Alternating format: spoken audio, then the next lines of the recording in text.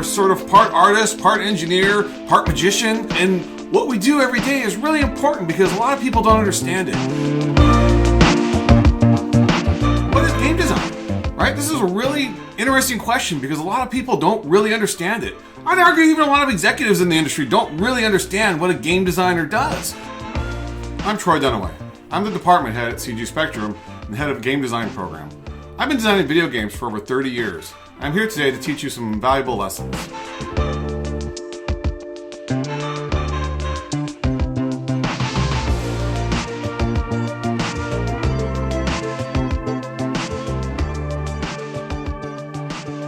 Now, there's two main aspects to being a game designer, really, and there's a lot of sub, aspects. We'll talk about the biggest jobs in games, especially if you're an entry-level person that wants to get into games and it's your first time in games.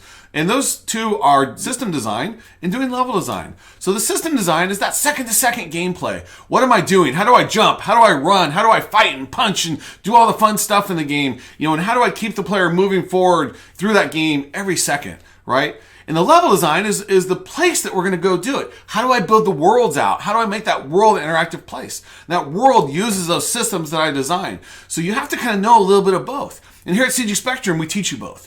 We teach you some system design and some level design, so you really understand how to do both of those things. But as a system designer, a lot of your job is kind of like conceptual. You do a lot of theory. You work in a lot of paper design to start with. And you might spend months and months and months writing documents. Depends on your team, depends on your project. You could spend weeks or months and even years like just working on paper, making presentations, making game design documents and big spreadsheets and all sorts of crazy stuff. But you're also going to, figure out like how to, eventually build that stuff. You're going to go in the Unreal Engine, you're going to Unity, you're going to your game engine, right? And you're going to figure out then how to implement that stuff. Building it as a system designer is really like going in and working with your engineering team because they're going to probably implement a lot of that core stuff. But if you're working like in Unreal, you got to learn blueprints and somewhat technical stuff, how to connect things together and data tables so I can, figure out like what are all the stats on something? How do I balance those stats from one character and one sword and all these things? And how do I mix them all together and make that a lot of fun?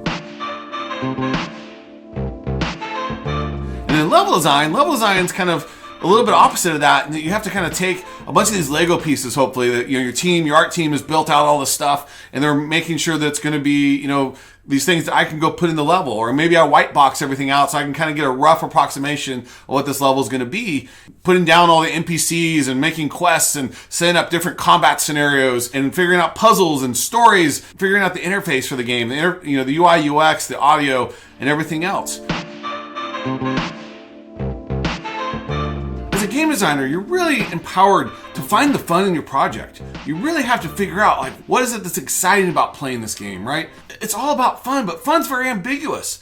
You got to find the users and figure out who they are and make the game for them, right? And that's what's so hard about it, but so fun and exciting at the same time. Is this for kids? Is this for adults? Is it for people in one country or another country? Well, who's my demographic? What do they like? And put myself aside from it. We're in this proverbial box all the time in game design. We have technology limits. We have all kinds of other limits around our IP, the games that we're trying to build, the ideas, our stories, what our team can do, our budgets, and all these things. And so we have to problem solve within this box of how do we make fun, but in our limited resources, our limited time. And game design, is just about communication, in the team environment. You can't build this alone. You have to build this as a team, right? And it doesn't matter whether you're a small indie team or if you're a really large team, but very, very, very few people can build a game by themselves. You have artists and engineers and sound people and marketing people and everything else in between that got to work with you as a game designer. So you got to be a great communicator. You got to learn how to communicate verbally and written in presentations, to executives, to your own team, out to the public. Many engineers and people like that can be a little bit more introverted, but as a game designer and in game design, you've got to get out there and you got to, figure out what is this product and how do I get my team to build it, but how do I also, get something that the public is going to want, that my end users are going to want. And you really have to advocate for the player.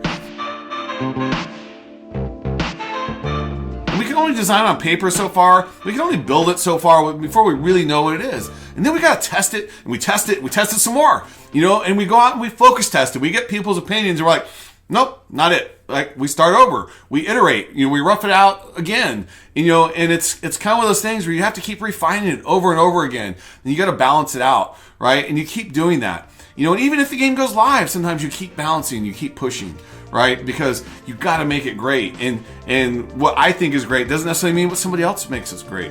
Every project gives you some opportunities to learn something new, do something new, and push those limits. And so if you love to play games, and if you love a challenge, learn more about game design, check out our website at cgspectrum.com. There's lots of information there. Check out my live stream on YouTube. I've got hundreds of hours now of information there about how to be a game designer and how to enjoy game design. So check us out, like us, and subscribe us. Looking forward to seeing you online. Take care. Bye.